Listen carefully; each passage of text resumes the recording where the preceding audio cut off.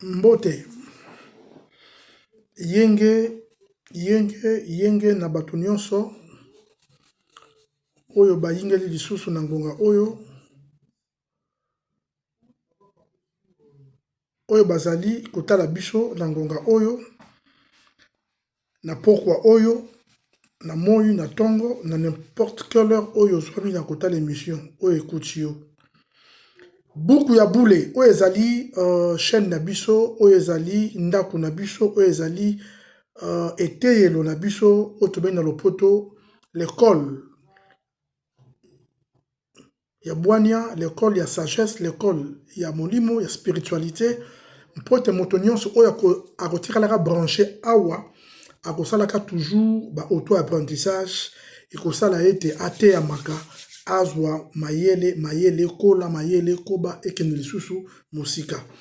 Na moto oyo akoti na émission na biso. O s'inscrire ou alors o s'abonner. Soki na nous s'abonner te. Opération toali kosala moto moko a partager na 10 personnes afin que to atteindre 500 personnes avant ou d'ici to comment la fin de ce mois. Voilà, chers amis, nous voici présents. Nous parlons sur la dangerosité de la sémence. Les dangers de la sémence. Sémence ezali nini? Sémence ezali enseignement oyo est concerné mutu nyonso. Et concerné tout le monde. Mutu nyonso azali concerné na sémence. Mais alors, kotangisa na yango etangisamaka na balolenge tout différent. Na lolenge boye, na lolenge boye, na lolenge boye, na lolenge boye. Raison pour laquelle nalingaki juste pour na zonga parce que na otaki kolobela pe sémence, je pense que avant hier ou 2-3 jours passés si je me trompe pas, 2-4 jours passés si je me trompe pas, balandaki na pesaki typologie il y a sémence et puis danger nango na lolenge o na tangisaki. Mais lelo na ye lisusu ko ça la deuxième partie à sémence na ye kolobela nini. Na sémence lelo na ye kotalisa bino. Na ye kolobela bino, na ye ko faire voir bino ete sémence ezali mutu. Et sémence ezali batu. Que sémence ezali ndaku. Et sika batu bafandaka. Sémence ezali pouvoir. Que sémence ezali vrai yo. Sémence ezali ta vie cachée. L'homme. Je commence par dire ceci que mobali nyonso esengeli à prendre conscience que accouplement nyonso ya ye na mwasi ezali malamu te kosala yango na préservatif parce que sémence ezali na un seul endroit où ezali éligible pour na ye akweya ezali partie intime ya mwasi ou alors na endroit salé. Mais que cet endroit soit naturel. J'avance, chers amis. Sémence ekoki kokweya na mabele te. Moi, si on a na mbali ote na lengi totobota na sikoyo, on peut s'accoupler mais ou baka sémence dans mabele. So qui pense aibisio bongo azoluka pauvreté na yo. Il ne faut jamais oser, chers amis. Faites très attention avec ce genre de dire. Faites très attention avec ce genre de na yebi o nazoloba. Na yebi o nazali koloba, chers amis. Oui, et je vous dis vrai. Encore plus loin, je voulais dire ceci. Excusez-moi.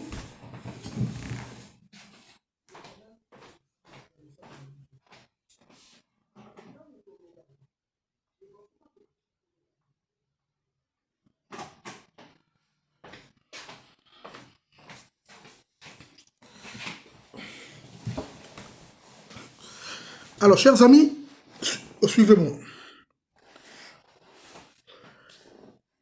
Nalingi nalobela papa dangerosité à sémence par rapport il y a pensée occulte ou pensée machiavélique. Il y a moi si oyo mobali alali ko s'accoupler na ye. Alors pendant l'accouplement, sémence papa musaka yango na étoffé. Awa étoffé zate. Sémence papa musaka na elambate. Papa musaka na papier té. Parce que nalingi na pesa mayele boni boni mobali a commis bomba na pratique wana parce que il y a des femmes machiavéliques, il y a des femmes oyo alingi mobali azala penza ya ye ezali na procédure mususu te oyo akozwela ye soki kaka na semence te po ezali na mystique na kisi oyo eleki semence te na bandeli eza na kisi oyo eleki semence te. C'est parce que tout kisi nyonso oyo est concerné partie intime ya mutu ezali sommé na liboso comme na sima. Na sima, vous savez bien, c'est l'anus. Na liboso ezali semence oyo utaka na partie intime masculine. Na partie intime toute féminine ezali makila. Na partie intime masculine ezali semence. Ezali na musicien moko na Congo ana succès makasi.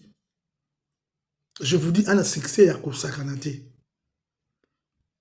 Mais succès na ye wana ezali parce que cérémonie esalamaki po asalaka mayele ya koyiba semence ya mentor na ye sika utaki. Mentor azalaki kiliba asuturaki sima parce que conseil à mibali ezali il faut beaucoup plus éviter la vie d'accouplement na basi ebele parce que moi si ba rotindela yo oyeba te. Quand tu vas coucher avec la dame oyeba te que mission batindi ye po azwaka rasema. C'est pourquoi mutu nyonso oyo akomaka mokonzi okomi mokonzi okomi élevé okomi mutu oyo bato bali kotiaka. Faites attention avec la sémence. Mutu akomaka déjà mutu mbongo akomi élevé akomi mutu likolo tout sémence na ye ezali sa toute première richesse. Je veux que vous puissiez me partager cette émission na batu bayoka yango epesa batu mayele. Alors grand prêtre on a l'air surtout qui semence qui retard et puis abimisi nzembo olingo sala salango sikoyo. Chers amis, mais mutu oyo ayibaki son mentor la sémence et c'est là qu'il a qui yep à lobby tous déjà code de verrouillage parce que na carte la sémence en mutu c'est par là où se cache le code. C'est par là où se cache le code, chers amis. Code est dans la sémence, code est dans l'anus.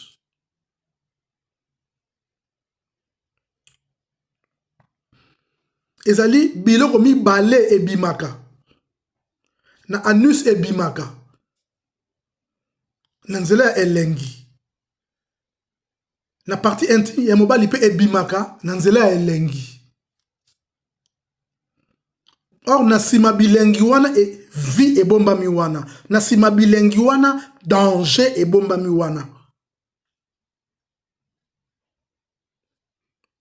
C'est pas mutu oyo aosala kaka aloba te. Mais mutu oyo azali kobimisa pe semence na ye bon na okoma na lingi na mutu na lobango na sikopo et ko désorienter émission. Na telemaka wana. Mais là-bas il y aura des questions à poser na ko répondre na ngabino. Mobali. Papa je vous dis pas semence na yo et sa richesse na. Omoni komoni on na ba diamant, na ba or, ba manganèse, ba cobalt et consort. Et ça la richesse ou eleki semence te.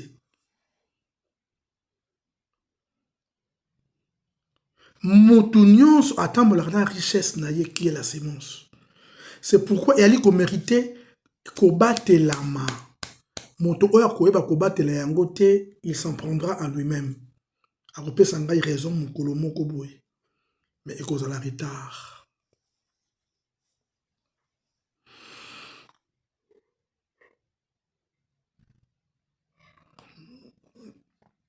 Et ekozala retard mukolo wana. Makamnaso sabino nazo sabino bela mamba solo. Je vous dis des choses réelles et vraies.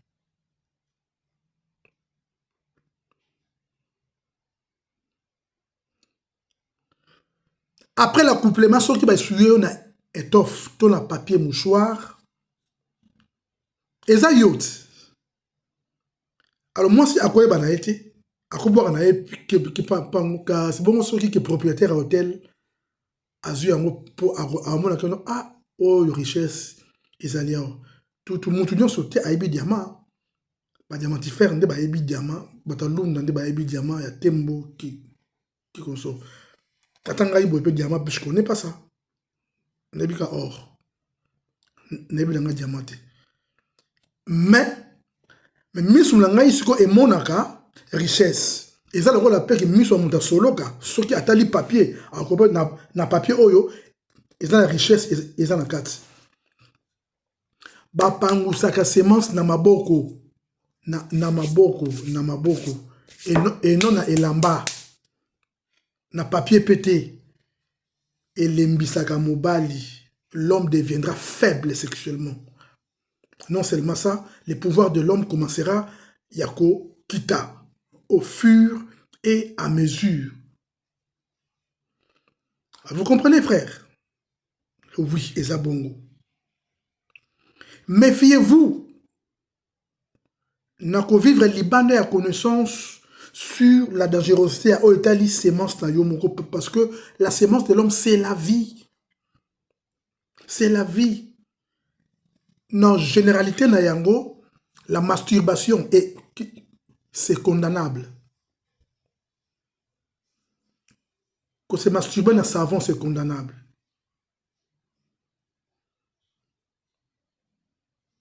Comme Mélissa Moissi, sémence, c'est condamnable.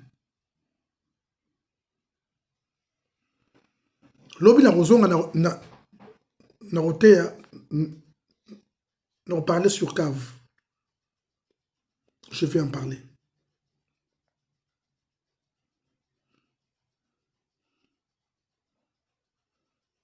Alors, toutes ces choses, et ça m'a comme qui serait lié. Mutu, atambola na yango na mutu na ye, ayeba oyo azali. Combien il est l'homme de valeur. Parce que, éjaculation, mon corps, ezali n'a plus de 12 milliards de chromosomes na kati. Et ça n'a pas tout belé. Donc, je veux dire, na kati na yo mutu, otambola na multitude ya batu. Parce que, moi, dans l'air, abotamika bébé, inge mobile, na mukongo na ye, il a déjà obligé là ses enfants. Toujours la sémence wana, ezali pe médicament contre toute pratique négative. O basali na mobali, tope na mwasi na yo, tope na bana. Tout sémence à mobali, ebi ki sarape bana. Que sémence à mobali, ebi ki sarape mwasi na yo, ebi ki sarape mobali ye moko. Mais mwasi o ayebi la pratique, à comprendre que mobali nanga akoma zoba libanda, car sémence wana a frotté na elongi l'homme a olamuka. Qui se relongwa. Toujours la même sémence wana, rien qu'avec la manger, et coquille, qu'on désempoisonner l'homme. Toujours la sémence na yemoko. Parce que ezali na bakisi mususu que moi si azuli mobali bakisi po alinge mingi ateli on a papa na manger l'homme à manger mais kisi wana est déformé la carte et comme poison. Et comme poison, au comment on appelle mon takufi mais moi si à olobate à kobomba à olobate que non tunga na bom à olobate.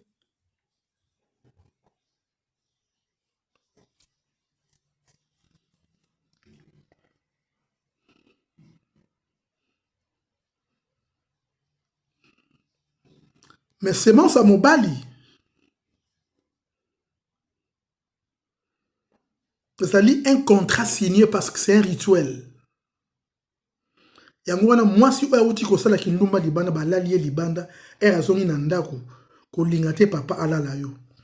Avant alala yo loba na ye ke papa limbisa ngai na auti libanda pa ya mbota kiako alala ki nga libanda papa limbisa ngai na kosala ngo lisusu te. Mais soki olobi te ye alali yo yeba ke tu détruis la sémence de ton mari. et tu détruis la vie de tes propres enfants.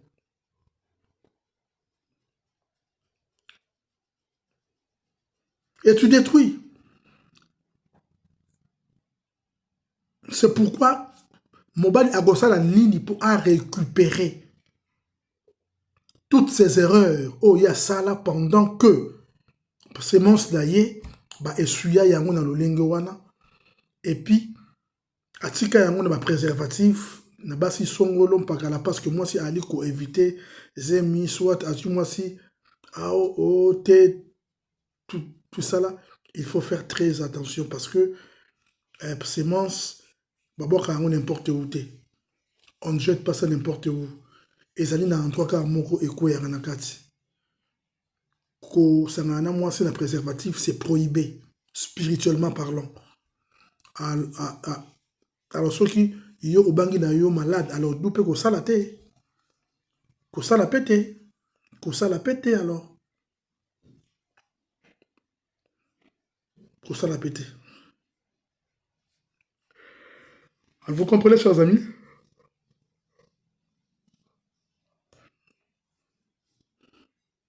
Et ça bon. Pour eza na ba sentiment on atangaki eleki nyonso il y a 2 positifs et 2 négatifs. Tout positif ezali kosala wese et puis na accouplement. C'est pourquoi comment na sentiment ya accouplement l'homme akomaka na étape ya koloba n'importe quoi.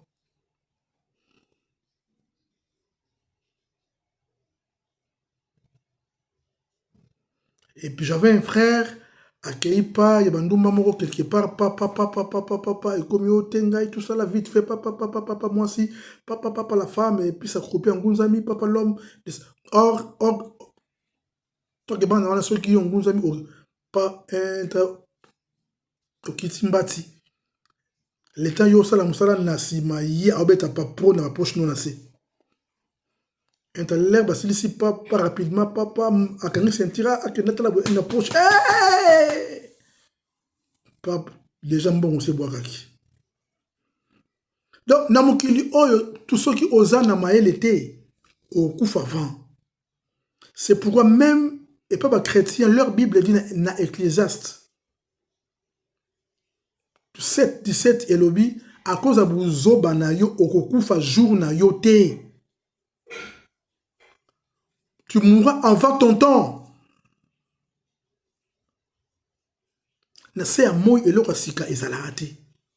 Chers amis, protégez votre sémence. Protégez votre sémence. La sémence, c'est le pouvoir. Il y a beaucoup d'hommes, bazan ba pouvoir, ba miyebite qui aussi longtemps que oli ko coucher na basi belé, oli ko attribuer bango ba pouvoir na yo. Ya yo et si là. On peut sa bango yango. Au fur et à mesure. Au fur et à mesure.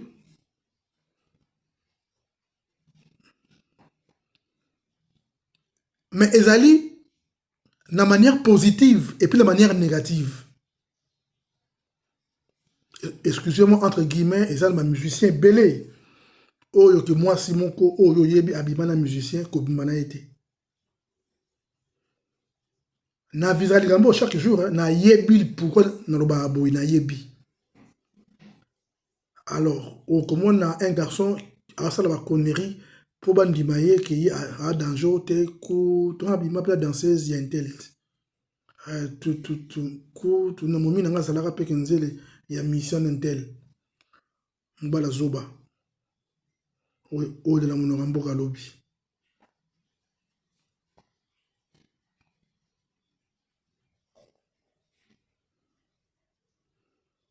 Le mysticisme négatif, la sémence. Il y a des hommes, ils couchent avec une femme, car à ceux qui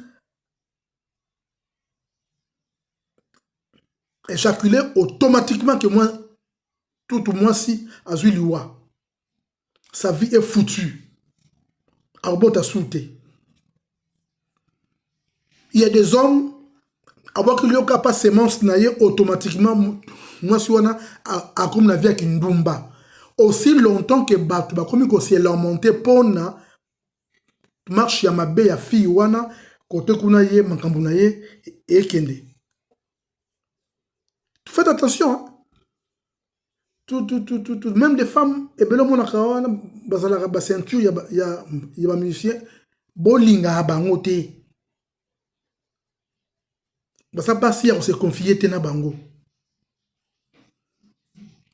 À combien plus forte raison coûte même kotambola ya pamba que muto a contaminé par les énergies négatives et alors la sémence par la transmission et la relation sexuelle. La sémence est la richesse monnaie que l'homme doit protéger. Donc, heureux d'abord na oyo basan lang ba chaste. Et c'est un gopo na bango, botindre bango émission oyo batala yango et ça la bango bien. Ça va les aider, chers amis. Et son bango. Ça va vraiment les aider.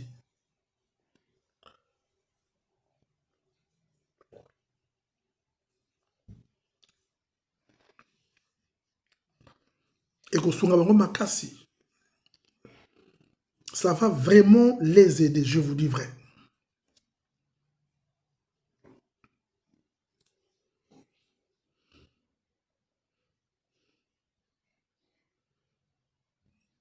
Alors c'est pourquoi nasengi na mutu nyonso oyo azoyoka ngai lelo asala applicabilité ya prise de conscience ayoka oyo natei lelo natei nanu bamibali basi na kozonga lobi mpo nayebisa bango ke semence nyonso ezali ya koyamba te. Il y a des semences corrompues. Il y a des semences corrompues car pour la kisité, il y a des semences corrompues par la voie totémique. Il y a libota. Na libota wana soki basangani na mwasi on appelle vini baby. Sa vie est foutue.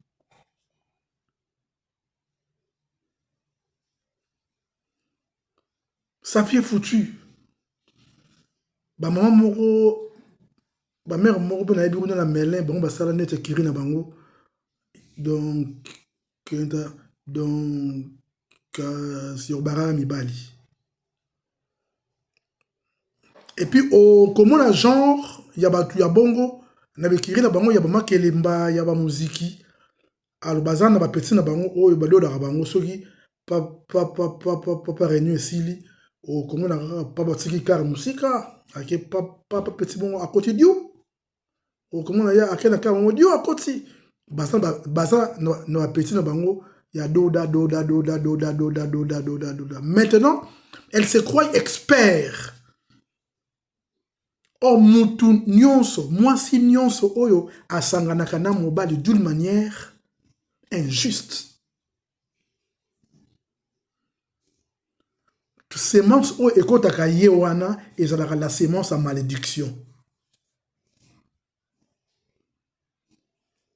Kokanisa te ata soki papa bosilisi o ke douche papa laver na sete oza nango.